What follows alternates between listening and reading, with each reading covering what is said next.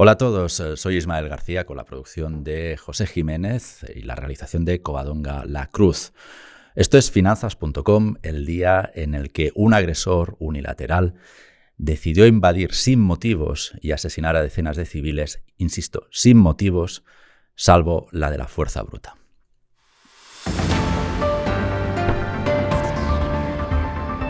Josep Codina, bienvenido al centro, bien conectado al centro de noticias de Finanzas.com. Hola, buenas tardes, Ismael. Josep, ¿qué hemos aprendido hoy? Con todo tu expertise, me gustaría saber si has conseguido tomar nota de alguna lección, si es que el día nos ha traído alguna lección, o desgraciadamente estamos en un momento marmota cada vez que tenemos un lío bélico en el mundo.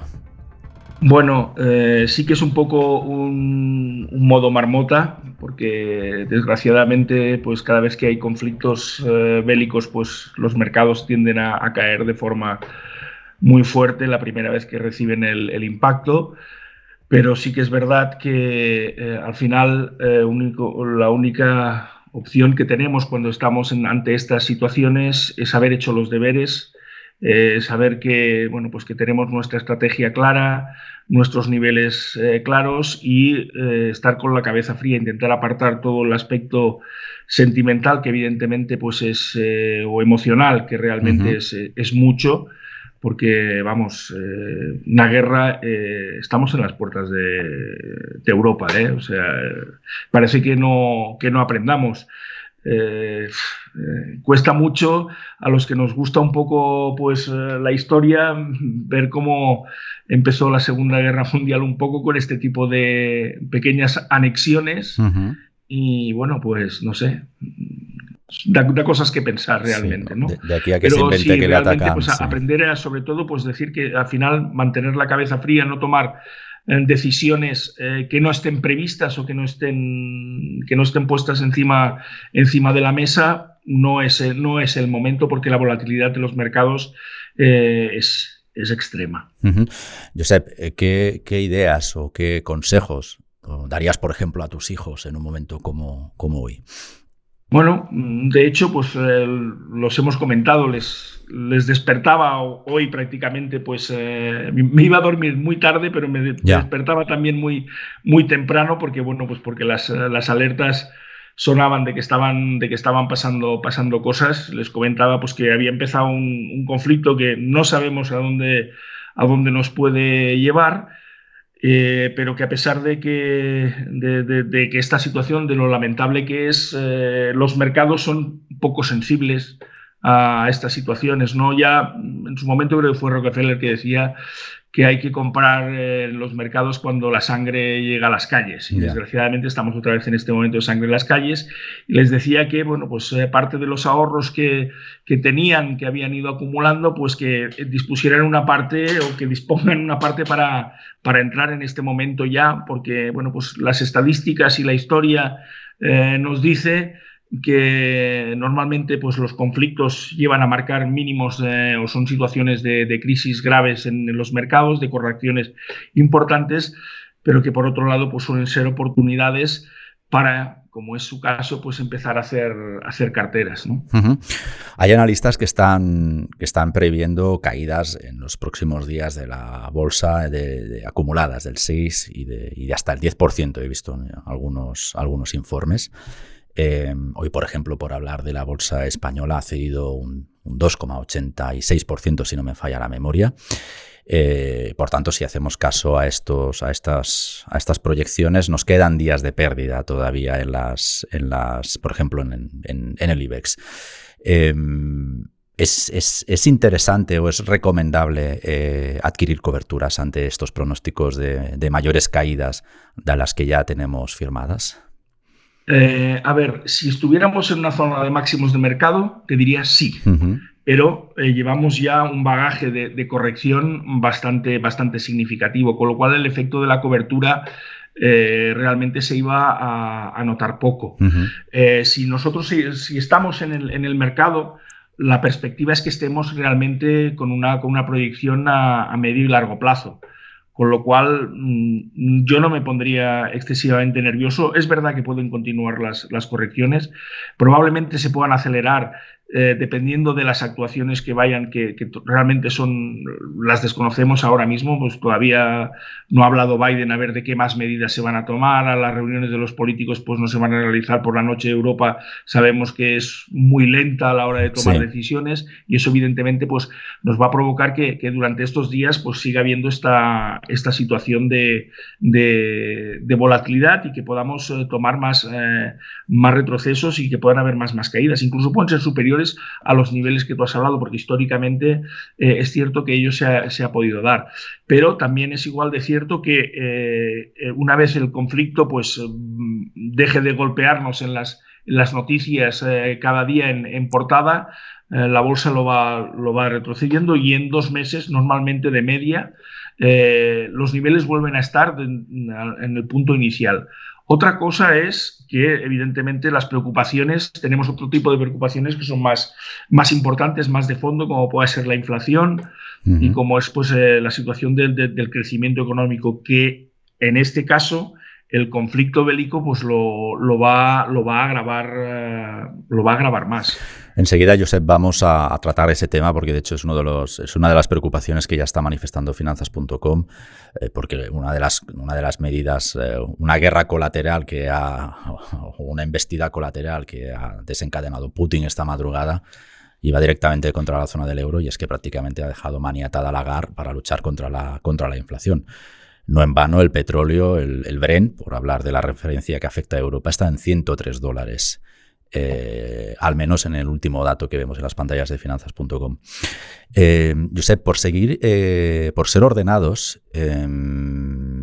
vamos a aguantar un poquito en el IBEX 35, analizar lo que ha sucedido o los valores de mayor impacto para nuestras audiencias. El IBEX ha cerrado en 8.198 puntos. Te pregunto si la estrategia que estábamos siguiendo en inversión, por ejemplo, de niveles de 8.800, de protecciones por ahí, nos ha mitigado el golpe, nos podría haber mitigado el golpe. Sí, efectivamente. Nosotros estábamos en la revista, pues decíamos que estábamos vendidos, en teoría, en 8.800, que teníamos nuestro stop, que siempre hemos comentado que hasta que no supere los 9.250 puntos no tenemos un cambio a largo plazo, y de hecho nuestro objetivo de corrección hoy no se ha alcanzado, porque se ha frenado prácticamente en los 8.050, más o menos han sido los mínimos, pero si te lo digo exacto mejor, el mínimo de la sesión ha sido 8.048, tenía la cifra más o menos ahí. Teníamos marcado que nuestro objetivo de corrección puede estar en torno a los 7.800, es decir, que precisamente este catalizador que puede ser la situación de Ucrania, el desencadenamiento del conflicto ya en Ucrania, pues puede llevarnos a estos niveles, incluso a los 7.500 no podría ser nada descartable. Vamos a repasar las dos mayores caídas, Banco Santander y BBVA. Banco Santander por encima del 7%, BBVA cerrando con caídas del 5,5%. Entiendo que quien esté en posición es mejor que no se mire demasiado los bancos hoy. No, eran de los sectores que lo estaban haciendo bien, evidentemente por un motivo que tú ya has apuntado, que era precisamente pues la perspectiva de subidas de tipos, y que podía hacer incluso que el Banco Central Europeo, pues que de Christine Lagarde, que dijera que era imposible que se subieran los tipos, pasó antes de final de año o en los primeros días del año a decir de que bueno, pues que quizá antes de final de año sí que hubiera alguna subida. Incluso en las últimas comparecencias que ha habido algún halcón del Banco Central Europeo que ha dicho que incluso en verano podría haber alguna subida de tipos, o sea, que nos cercaba, pues dices, bueno, pues punto medio, final de año, verano, pues en septiembre iba a caer. Y automáticamente pues los bancos se estaban comportando muy bien, o sea, eran los que realmente habían mantenido al IBEX sin que sufriera grandes correcciones, que ha sido bueno, pues, un poco el lastre que ha tenido estos últimos años, que han sido los bancos, y como blue chips también, pues como Telefónica o Inditex, que no lo han acabado de hacer bien. Pero ahora precisamente que estos lo estaban haciendo bien, pues ahora se encuentran con este golpe, ¿no? El Santander ha sufrido un poco hoy más que el BBV. Yo entiendo que aparte del pensar de que el inicio de este conflicto pues va a provocar un decrecimiento en la economía y por tanto pues Christine Lagarde no va a tener opción o no va a tener fuerza suficiente para subir tipos, aunque la inflación pueda incluso desbocarse por culpa pues del petróleo y otras materias primas, que entraremos también en ello como parte del conflicto. Y el Santander, pues además, pues claro, si no van a haber estas subidas de tipos, los bancos automáticamente dicen, uy, pues malo para el negocio, pues lo recogemos y lo recogemos con fuerza. Y también en el caso del Santander, probablemente, pues la decisión de ese traspaso de poderes a su consejero delegado, ¿no?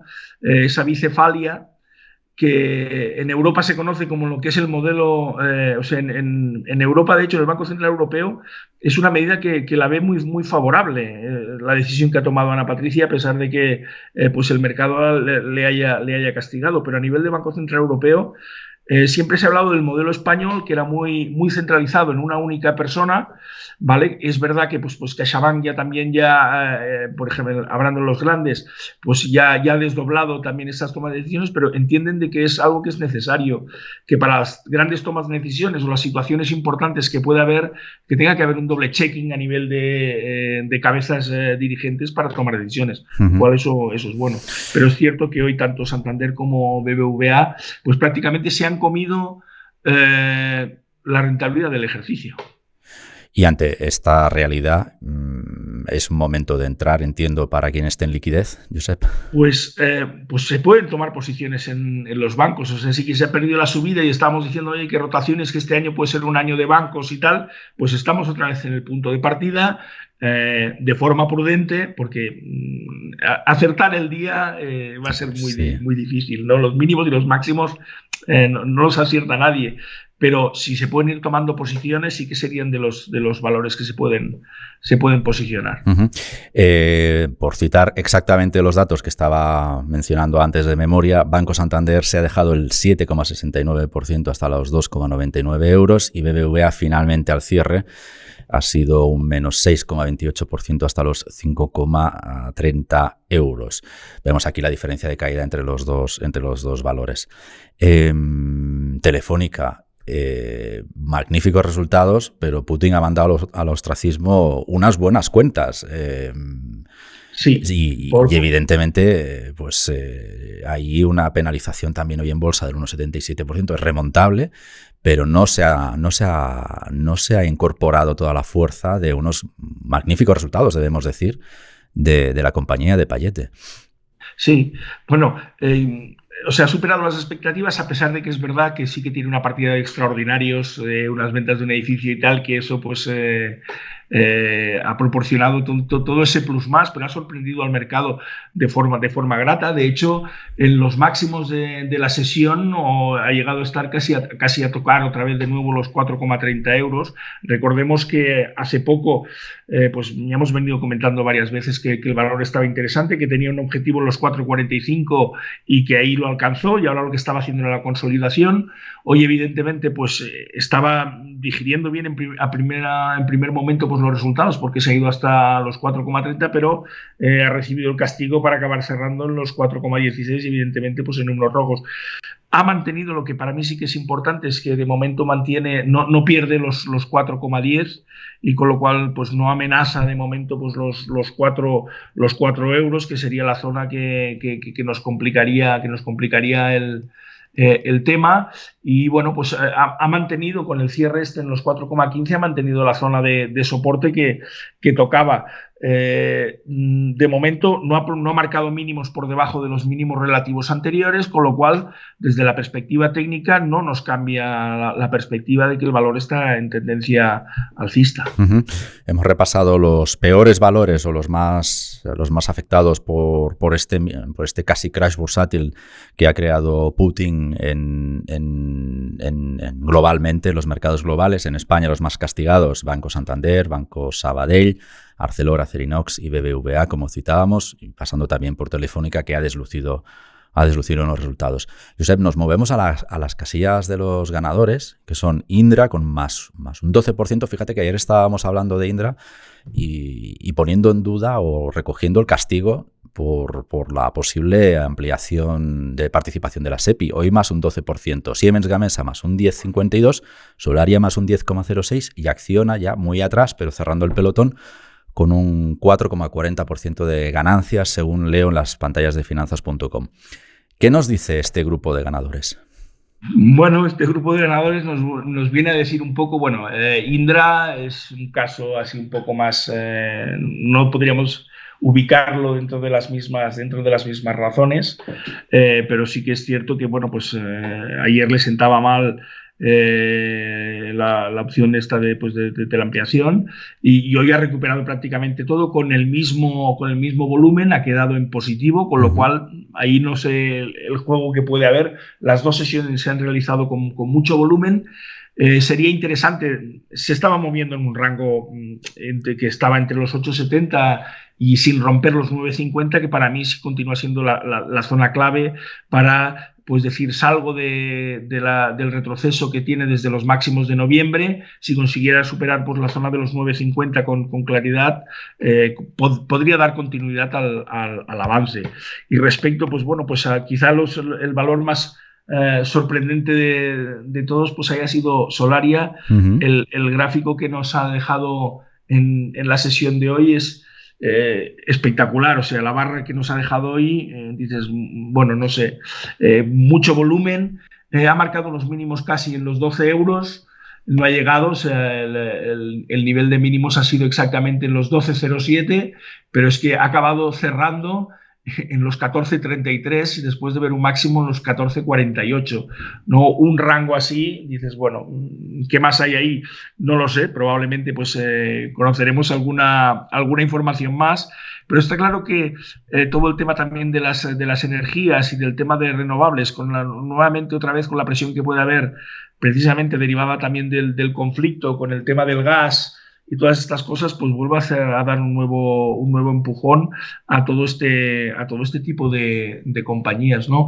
Siemens Gamesa, evidentemente, pues es lo mismo, tiene un comportamiento que ha sido también pues de mínimos a máximos realmente muy fuerte. El mínimo ha sido en los 15,40 y el máximo en los 18, prácticamente 40, es decir, 3 euros de movimiento, ha dicho 18,39 los máximos, y ha acabado cerrando en 18,1, o sea, en un valor que estamos en 15 euros, estamos viendo que estas fluctuaciones son muy grandes y por ahí viene. Técnicamente también le ha faltado un poco más de subida o le falta un poco más de subida para acabar de decir que, bueno, que me salgo. Pero normalmente estos patrones, si logran mantenerse en el tiempo, veremos mañana y pasado cómo se digieren estas enormes subidas con estos volúmenes también muy importantes, pues pueden ser puntos de inflexión para pensar en las compañías a medio y largo plazo. Antes de salirnos de la renta variable y de la renta variable española, apuntar que la siguiente es Iberdrola con subidas de casi un 1%. Hay mucha energética, no sé si los inversores se están lanzando ahí ante una mayor posibilidad de ingresos por las subidas que va a haber de los costes energéticos. Ya nos lo está diciendo el petróleo y los precios del gas hoy mismo, enseguida los analizamos, pero no sé si los inversores se están lanzando ahí con un cierto descaro bueno, por estas posiciones. Que suelen actuar también de forma defensiva. Caso de Iberdrola, pues tema de dividendos también es interesante. Igual que Telefónica. Igual que Telefónica, sí. Pone también con un dividendo pues del 7% cuando la media del IBEX es del 5%, con lo cual pues son niveles que son interesantes.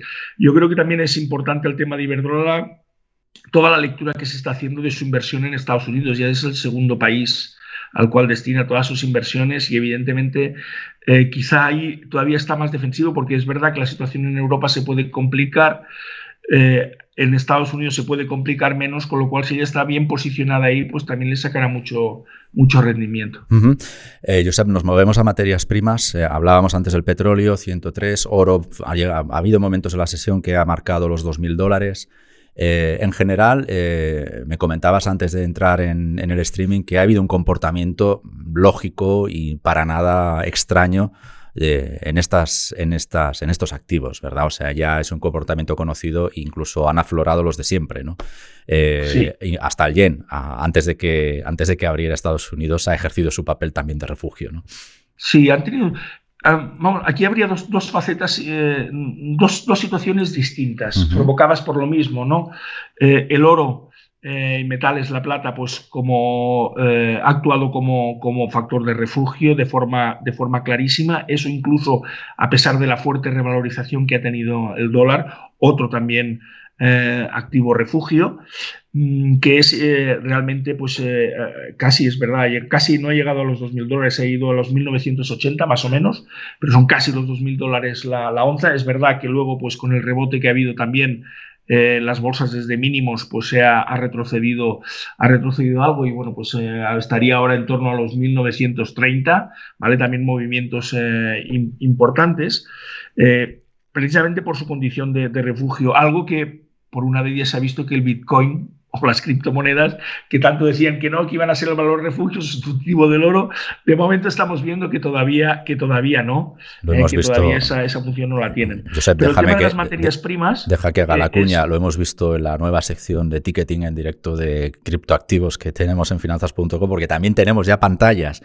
de criptoactivos y vamos, leo literalmente mientras hacemos podcasting. En la referencia a 1 hora, sabéis que aquí vamos por 1 hora y vamos avanzando, ¿no? El Bitcoin sigue cayendo, o sea, no, pero Bitcoin, Ethereum, Cardano, no encontramos ninguna criptomoneda en este caso que pueda asumir el rol tradicional del dólar, ¿no? No. O del oro, más que quizás también del oro también, es verdad. Del oro prácticamente entendida como tal, ¿no? El oro también es verdad que se beneficia del tema de la inflación, y el tema de las materias primas también, evidentemente, pues los precios suben arriba, pero ahí en este caso entra el tema directo de Rusia, o sea, de la guerra. Si le ponemos sanciones económicas a Rusia, Rusia es el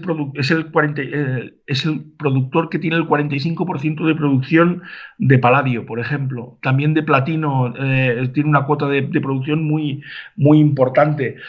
También de productor de petróleo. Es decir, toda esta situación, evidentemente, lo que va a provocar es tensión otra vez en el precio de las materias primas, y seguir subiendo y seguir provocando este valor. Y en el caso de Ucrania, hay un efecto que la gente no tiene muy en cuenta, es que Ucrania es el productor del 20% de la producción mundial de maíz. Sí. Y eso lo comentamos ayer aquí en este podcast, efectivamente, Josep. Pues es que eso realmente, el maíz es el maíz y el arroz, pero bueno, el maíz es el alimento del mundo, con lo cual, o sea, vemos que los bancos centrales lo van a tener mal realmente para poder luchar contra la inflación vía esas subidas de tipos de interés, porque además es eso, es decir, cuando estamos planteando poner sanciones económicas a Rusia, Europa le compra 700 millones de euros diarios en materias primas a Rusia. Esos 700 millones de dólares diarios en materias primas son necesarios para fabricar y producir. ¿Va a poder renunciar a eso Europa? Es decir, la situación es realmente muy compleja. Josep, no sé, a modo de conclusión, si quieres añadir algo más a la charla que hemos tenido en este especial de finanzas.com sobre la crisis de Ucrania. Bueno, yo crisis, creo que ya podemos decir invasión de Ucrania, ya cambiamos el antetítulo, la invasión de Ucrania. Sí, porque realmente eso ha sido así, ¿no?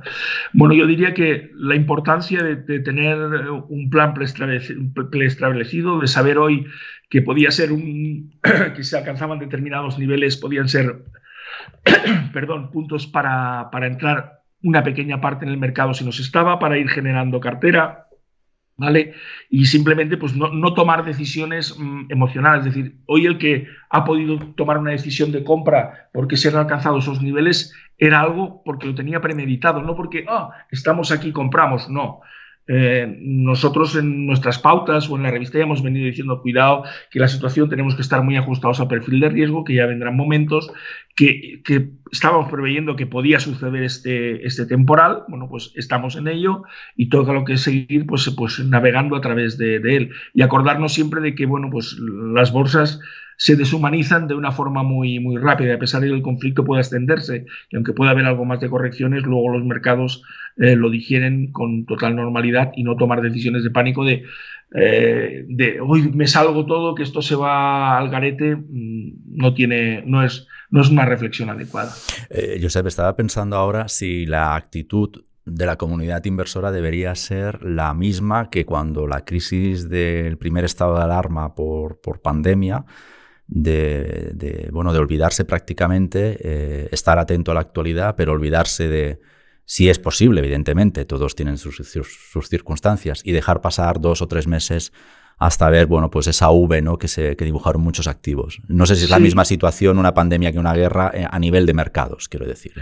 Sí, o sea, prácticamente, o sea, al final es el comportamiento humano. O sea, si llega un momento de pánico, pues tendremos todavía más correcciones y se podrá acelerar, pero al final las cosas vuelven a su cauce. Una guerra que supondrá destrucción.